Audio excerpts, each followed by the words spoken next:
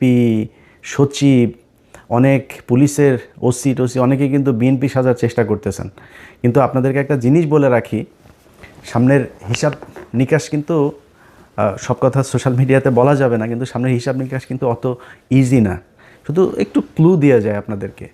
এই যে এনসিপি জামাত ইসলামে যোগ দিল না, এটা খুব সহজভাবে নিয়েন না। এই যে সরকার এখন হ্যাঁ ভোটের পক্ষে ক্যাম্পেইন করছে, খুব সহজভাবে নিয়েন না। এই যে রিসেন্টলি দেখবেন সেনাবাহিনী আপনার সন্ত্রাসী ধরপাকড় শুরু করেছে না, যাদেরকে দিয়ে মারামারি করবেন, শয়তানি করবেন, মানুষের ভয়ভীতি দেখায় ভোট নেবেন, নির্বাচন আসতে আসতে কিন্তু এই ধরনের লোকজন পুরো শূন্য হয়ে যাবে।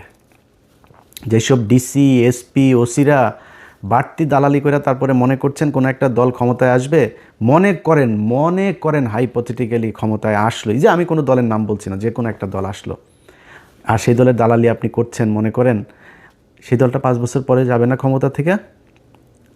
আপনাদের যাদেরকে মাপ করে দেওয়া হয়েছিল 5 তারিখে, তাদেরকে কিন্তু মাপ করবে না এর পরের বার।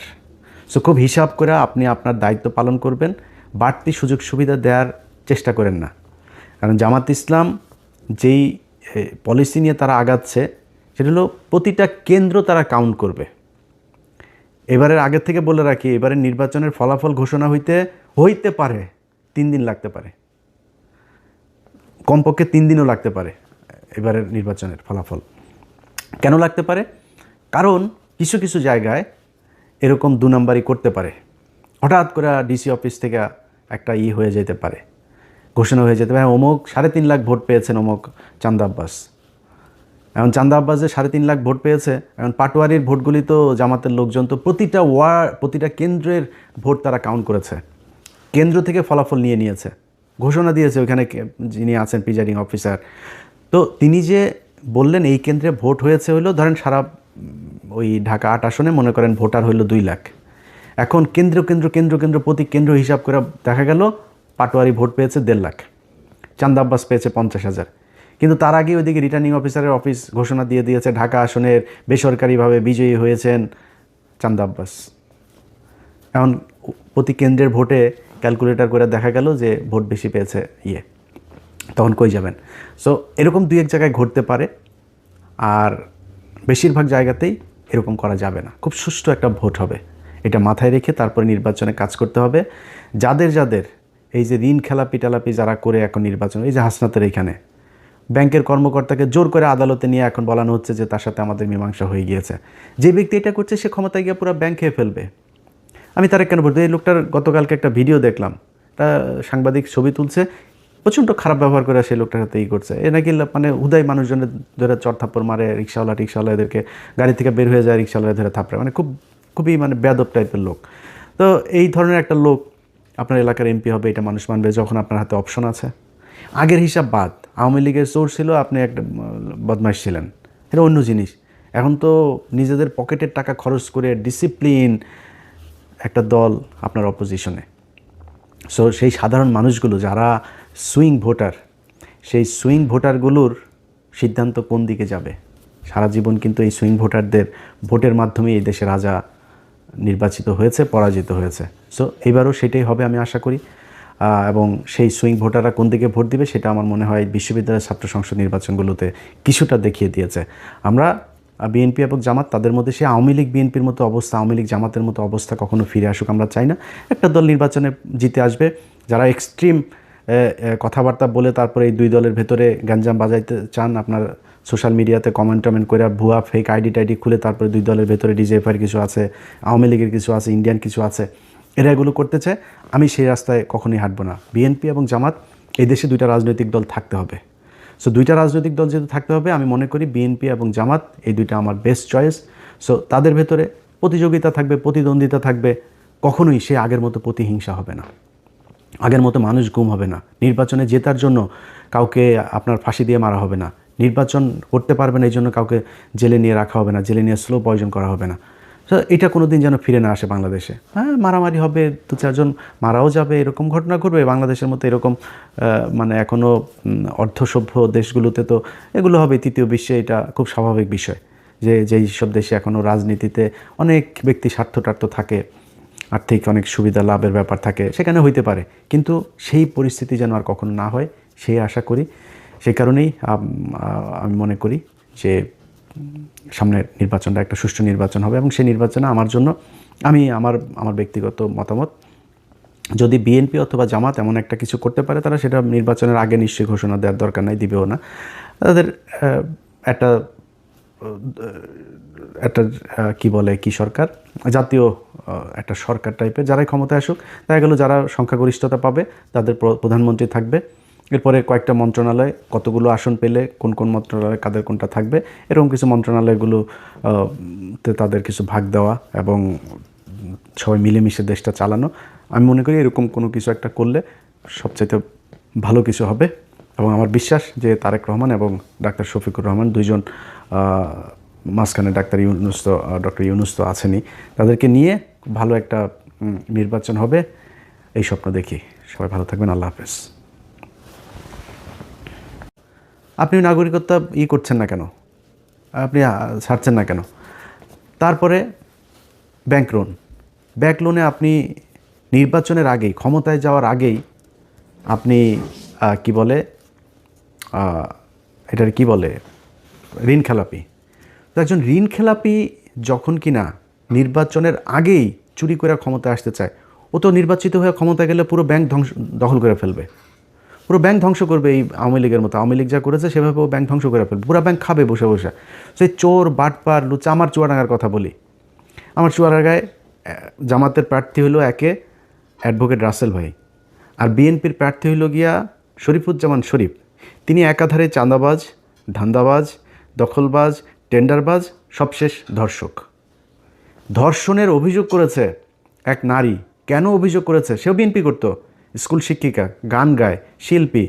সেই নারীকে আপনার ধর্ষণ করার অভিযোগ করার কারণে তাদের স্বর্ণ চোরাচালান এই মামলায় ঢুকাই দিয়ে তারা জেলে রেখেছে, এখনও জেলে। এই সপ্তাহে হয়তো বা সে ভালো একটা সুসংবাদ পাইতে পারি, সে সম্ভবত বের হবে। তো এই ব্যক্তির যদি আপনি জামাতের রাসেল ভাইয়ের কাছে যদি আপনি শরীফ ধর্ষককে দাঁড় করান, তো মানুষ কাকে ভোট দিবে? সারা দেশে তো একই অবস্থা। এই যে মির্জা আব্বাস আর পাটোয়ারি তো কোনো রিক্সাওয়ালার কাছ থেকে চান্দা নেয় না, কোনো দোকান থেকে চান্দা নেয় না, ফুটপাত থেকে চান্দা নেয় না। চান্দা আব্বাসের কাজে চান্দা নেওয়া। সারা জীবন চান্দাবাজি করেছে, এখনও চান্দাবাজি করে।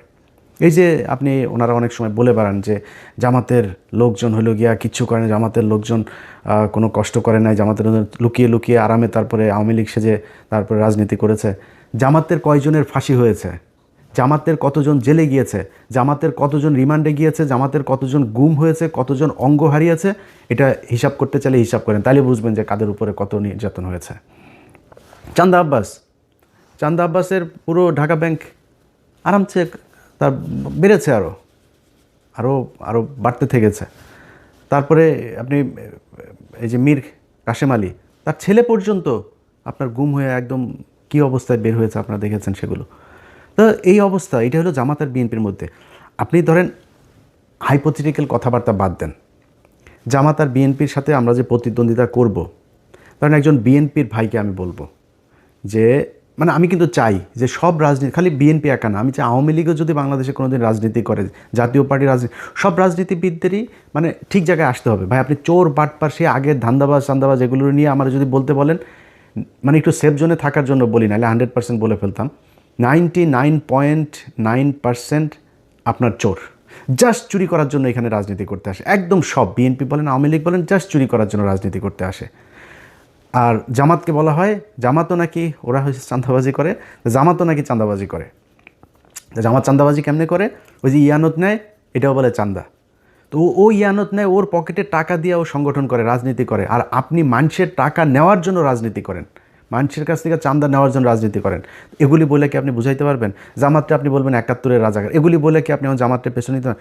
মানুষ কেন যেখানেই যায়, যেখানেই শুনেন জামাতকে, আমরা এবার জামাতকে ভোট দিব, জামাতকে ভোট দিব, হ্যাঁ, মানে এরা আবার বলে বট বাহিনী দিয়ে এগুলি করা হয়। তো ডাকসু নির্বাচনে কি হয়েছে? ছাত্র সংসদ নির্বাচনগুলো সব জায়গাতে কেন এই ভরাডুবি? সবশেষ যকসু নির্বাচনে সবাই মিলে, ওই যে বিকাশ নুরু টুরু সব কটার দল মিলে এসে তারপরে শিবিরের বিরুদ্ধে লাগলো, তাও পারলো না। তো কেন হচ্ছে এরকম? এটা এমনি আপনার কি মনে হয় জাহাঙ্গীরনগর বিশ্ববিদ্যালয়, ঢাকা বিশ্ববিদ্যালয়, সব বিশ্ববিদ্যালয়গুলোতে সবাই শিবির করে এখন, সবাই জামাতে যোগ দিয়েছে? নো। কি করেছে?